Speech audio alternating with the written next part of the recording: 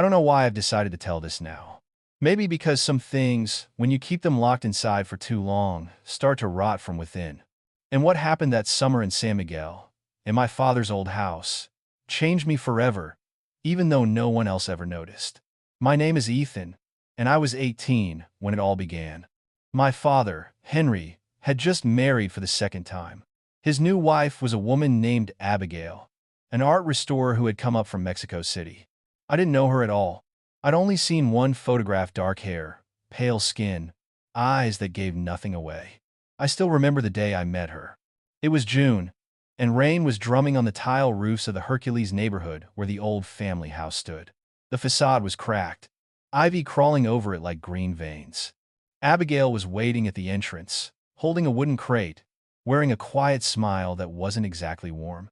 "You must be Ethan," she said. "Your father told me so much about." "Yeah. Nice to meet you," I answered, unsure whether to look into her eyes or at the wedding ring on her finger. Her voice was soft, carrying a faint accent I couldn't place. She studied me for a second, as if trying to memorize my face.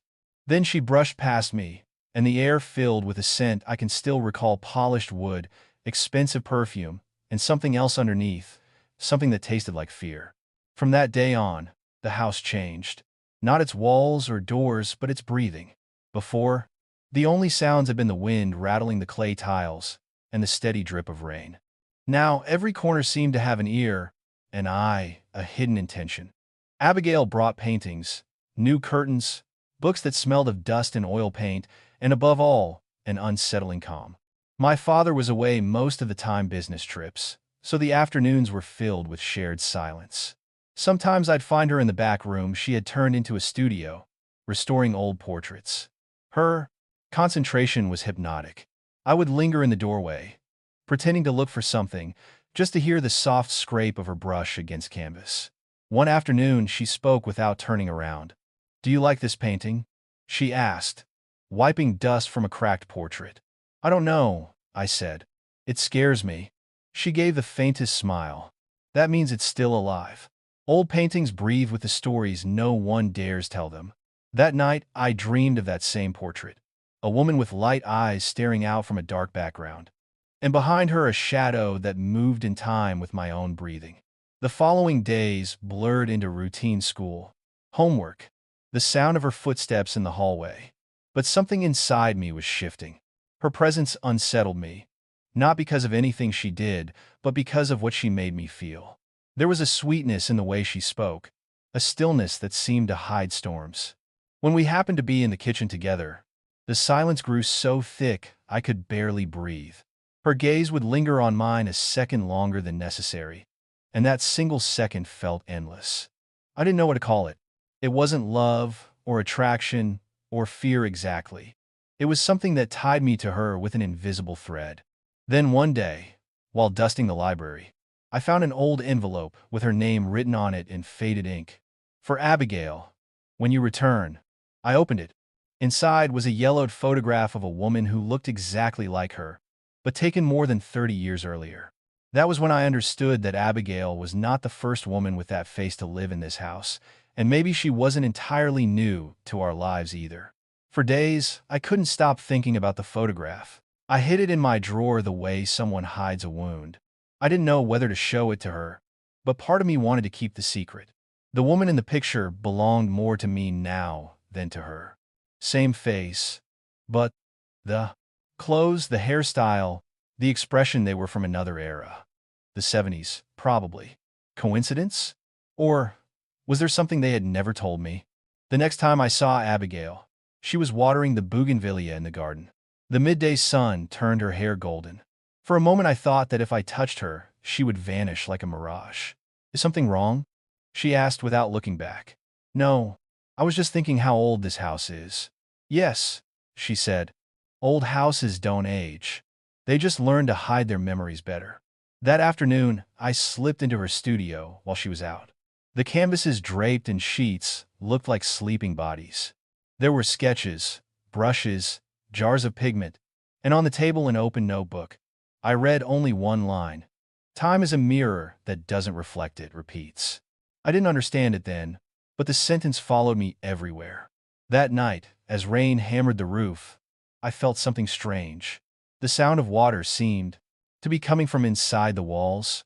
I got up and walked down the hallway. The studio door was ajar.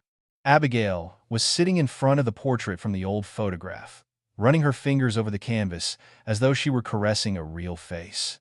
"You shouldn't be here," she said without turning. "I'm sorry. I didn't mean to interrupt."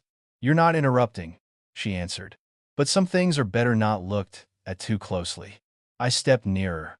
In the reflection of the glass covering the painting, I saw something impossible. Two figures, her, and behind her another identical one. Only the face was blurred. "Who was she?" I asked. Abigail was silent for a long time. "Someone I loved," she said at last, "and who perhaps never left." Her words hung in the air.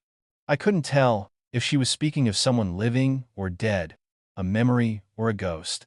But what disturbed me most was the tenderness in her voice, a tenderness that hurt. After that night, everything began to change. Part 2 of 4 Prox. 805 words. The mirrors in the house began to fog for no reason, even on dry days. Sometimes when I caught my reflection, I could swear there was someone else standing just behind me, a still, feminine silhouette with dark hair. I tried to ignore it. I threw myself into college applications, friends, anything that had nothing to do with that house. But every time I came home, the air greeted me differently. There was a new scent, incense mixed with old perfume. One afternoon, my father called from Guadalajara. He would be gone another full month for work. When I hung up, guilt settled in my stomach like cold lead. We were alone. Abigail found me in the living room, staring at the portrait. "What do you see when you look at it?" she asked. "Someone who seems to know me better than I know myself." She smiled, barely, maybe because you already knew her once. "You just don't remember." The sentence threw me. I opened my mouth to ask what she meant, but her eyes stopped me, eyes that looked straight through me, as if she were seeing something far behind my face. That night, I dreamed of the house again, but empty. Furniture draped in white sheets, the fountain dry, windows sealed. In the middle of the studio stood the woman from the portrait, eyes closed. When she opened them, she was Abigail. She reached out her hand toward me, and the dream shattered. I woke drenched in sweat, heart racing, and for one terrible second, I smelled her perfume in my room. The weeks that followed felt like a dream caught in midair. Days lost their order, nights repeated themselves. I would wake up convinced it was Monday, step into the courtyard, and the bougainvillea would tell me it was Friday. Everything was soaked in that same unsettling calm. Abigail kept restoring paintings, but she no longer covered them at night. She left them uncovered all over the house, as if the painted faces needed to watch us live our lives. There were portraits of women whose eyes followed you across the room, shadows that shifted when you walked past. One afternoon, while she was making tea, I couldn't hold it in any longer.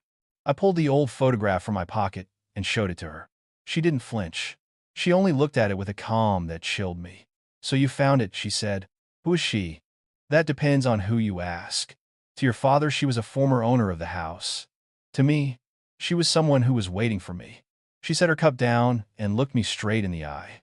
"Have you ever felt you'd already lived a moment, but you can't remember when?" "Sometimes. That isn't just a feeling, Ethan. It's time repeating itself, like an old song that can't finish its last note." That night, I heard her talking in the studio alone. Her voice was low, almost a whisper, but the tone made my blood run cold. When I pushed the door open, she was standing in front of the portrait, one hand resting on the frame. "You can't stay much longer," she said without turning. "Who are you talking to?" I asked. "To her." Then she looked at me. "But maybe it's already too late." I left without a word. I slept badly, feeling something invisible moving through the rooms, something neither human nor entirely hostile. At dawn, I went downstairs. Abigail was sitting by the window, holding a letter. "Can I ask what's happening?" "The house," she answered. "It's tired. The walls have listened to too much." Her voice trembled. "And you?" I asked. "Are you tired too?" She looked at me with a mixture of sorrow and tenderness. "I'm part of it." In that moment, I understood something I didn't want to accept. Abigail wasn't speaking in metaphors. Somehow she believed or knew that she and the house shared the same essence, the same memory. Over the next few days, small, impossible things began to happen. Lights flickered at dusk. Windows fogged with words I couldn't quite read. In the mirrors, our reflections no longer matched our bodies perfectly. And every night the same dream, the woman from the portrait reaching out, the empty house, the heavy air, the sound of water echoing inside the walls. Until one dawn, I heard footsteps outside my door. I got up and followed. Abigail, in a white robe, was walking toward the studio. She stood before the portrait, eyes brimming with tears. "What are you doing?" I whispered. "Waiting," she answered. "I always wait." The silence became unbearable. I stepped closer. In the glass over the painting, I saw what should have been impossible. There weren't two of us reflected, there were three. Behind us stood the woman from the portrait, identical, but with her eyes closed. "She never left, did she?" I said. "No," Abigail replied. "And now you see her too." Thunder crashed outside, and the lights went out. For an instant the studio filled with a cold blue glow that came from nowhere. In that glow, Abigail's face changed, younger, older, almost exactly the face from the old photograph. Then everything returned to normal. But nothing was ever the same again. From that day on, whenever I looked at her, I felt someone else breathing behind her gestures, heard another voice echoing inside her words. The house hadn't chosen her by accident, and it hadn't chosen me by accident either. Part 3 of 4 Prox. 795 words. I don't know how to begin telling the ending, because I'm still not sure it ever truly ended. Some nights I'm convinced I'm still there, inside that house in San Miguel, and everything that came after was just a story I made up so I could keep breathing. Other nights, I think it was the house that dreamed me. The last week, before everything dissolved, the air turned almost impossible to inhale. It felt charged, electric. The walls themselves seemed to vibrate, as if the whole building were holding its breath.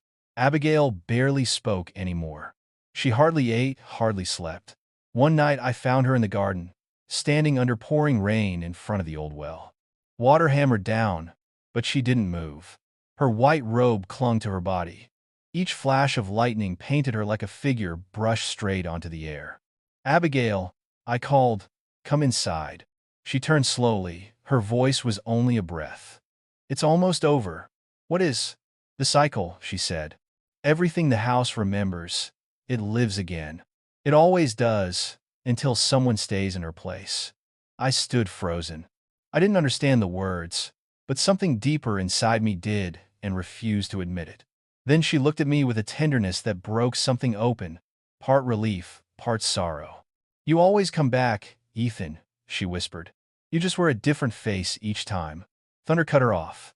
At that exact moment, the wind slammed every window in the hallway wide open. In the studio, the portrait crashed to the floor. Glass shattered. We ran inside. Lights stuttered and died. The painting lay face down, soaked by rain blowing through the broken roof tiles. I lifted it carefully. The image was gone. Nothing remained but the empty silhouette of a woman. Abigail dropped to her knees beside me. Her hands shook. "It's done," she said, voice cracking. "You can rest now." "Who?" I asked. She smiled the smallest, saddest smile I have ever seen and looked at me one last time with an intensity that went straight through my chest. And I swear, something shifted in the air. The smell of rain suddenly turned sweet, like jasmine. The sound of water stopped dead. For one impossible moment, everything hung suspended. Wind, light, even time itself. When I opened my eyes again, I was alone in the studio. The ruined canvas was still on the floor. Abigail was gone. I searched the entire house, every room, every corner. Nothing. Only her teacup on the kitchen table, still warm. And on the hallway mirror, written in the fog of someone's breath, "Time does not break. It repeats." I called my father. He came home 2 days later, frantic. Police searched the place top to bottom. No trace. No signs of struggle. No signs of leaving. Only her clothes folded neatly on the bed, as if she had undressed for the last time and simply stepped out of her own life. The house fell back into silence. I fell into emptiness. I stayed a few more weeks, unable to leave. Nights were the worst. The wind moved the curtains, and sometimes I swore I heard her footsteps in the corridor. Once, glancing in the mirror, I saw her reflection standing behind me. She smiled, then vanished. Finally, I left. I moved to Mexico City. I kept studying. I tried to forget, but every so often I dream of the house. I dream I walk back through the gate, and she is there waiting with the same quiet eyes, restoring paintings that no longer exist. And always, just before I wake, I hear her voice. Don't be afraid, Ethan. Everything that is loved comes back. Sometimes, I think about returning. Other times, I'm certain I never left at all. Maybe I'm still caught inside one of those mirrors, frozen in the instant where time and longing blur together. Maybe she's still there too, waiting for me while the house breathes and the rain falls on the tile roofs of San Miguel. I will never know if Abigail was ever fully real. All I know is that since that summer, when I look in a mirror, the face looking back is no longer exactly mine. Part 4 of 4 Prox. 810 words. Final part. Years have passed since that summer, but the house in San Miguel still visits me in dreams more often than I visited in waking life. I live in a small apartment on the edge of Mexico City now. I finished university, found a job restoring books. Ironic, I know, and on the surface everything looks normal. Friends say I'm quiet but reliable. No one suspects that sometimes, in the middle of a crowded street, I stop dead because I catch a trace of that perfume-polished wood, jasmine, and something that tastes like fear. I've tried everything to put it behind me. Therapy, useless. How do you explain a ghost that might have been your stepmother or yourself or both? Dating, pointless. Every woman's eyes remind me of eyes that once looked out from oil paint. Even traveling, futile. Distance means nothing when the map is folded inside your own skin. Last month, on a night when the rain sounded exactly like it did back then, I did something I swore I would never do. I went back. The house looked smaller than I remembered, almost shy, as if it had been waiting in silence and was embarrassed to be seen again. The bougainvillea had overgrown everything. Purple petals bled across the cracked walls like bruises. The real estate sign out front said, "For sale, historic property," but the phone number had been scratched out by hand. The gate was unlocked. Of course, it was. I stepped inside, and the air folded around me the way it always had, thick, listening, alive. Dust floated in the slanted light. The furniture was gone, sold or rotted away. But the shapes of absence were perfect. Here the sofa had been. There the long dining table. Over there the exact spot where the portrait once hung. I walked straight to the studio. The walls were bare except for one faint rectangle, where the big canvas had protected the paint from decades of sunlight. I stood in front of that pale ghost of a frame and felt the years collapse. That was when I heard it, the soft scrape of a brush against canvas. I turned. She was there. Not Abigail. Exactly. Not the woman my father had married. Not the woman who vanished. She was younger this time. Maybe 25, hair shorter, wearing a simple linen dress. But the face, the eyes, the impossible calm. Unmistakable. She was restoring a painting I had never seen before. A portrait of a young man who looked disturbingly like me at 18. "You came back," she said without surprise, as if I had only stepped out for a moment. I couldn't speak. My throat was full of dust and unsaid things. She dipped the brush in pigment and continued working. "The house gets lonely," she said. "It needs someone to remember with. That isn't fair." I finally managed. "You can't keep doing this." She smiled, the same faint smile I remembered from another lifetime. "Fair was never part of the agreement, Ethan. Love isn't fair. Memory isn't fair. The house only asks for company. One soul at a time, forever." I took a step closer. The portrait on the easel was almost finished now. My painted eyes stared out with the same mixture of fear and longing I felt standing there. "What happens if I stay?" I asked. "The cycle rests," she said simply, "and someone else gets to leave. And if I leave again?" She looked up. For the first time, there was something like pleading in her eyes. "Then I wait. I always wait, until the next face you wear finds its way home." I looked at the portrait one last time. The brush had just added the final stroke. A tiny reflection in the painted Ethan's eyes, her reflection. I understood then. It didn't matter which one of us was the ghost. We had been trading places for longer than either of us could remember. I reached out and took the brush from her hand. My fingers brushed hers, and the contact was warm, real, heartbreaking. "Let me finish it," I said. She stepped aside. I painted until the light failed, and the rain began again on the tile roof, the same rain that had fallen the first day Abigail arrived, the same rain that had fallen the night she disappeared. When the portrait was done, I set the brush down and turned to her. "Your turn to rest," I whispered. She kissed my cheek soft, grateful, final, and walked out of the studio without looking back. I heard the front door close. The house exhaled, and, for the first time in years, the mirrors showed only me. I still live here. I keep the gate unlocked. I restore old paintings that people bring me, portraits mostly, faces that carry secrets no one else can see. Sometimes, late at night, I catch a trace of jasmine on the air. Sometimes the bougainvillea petals arrange themselves into the shape of a woman waving goodbye. But the cycle is quiet now. I am the one who waits. And when the next lost soul walks through that gate, someone who looks nothing like me and everything like me, I will greet them with a calm smile and say, "You must be the new restorer. The house has been expecting you. Everything that is loved comes back." I know that now. I am proof.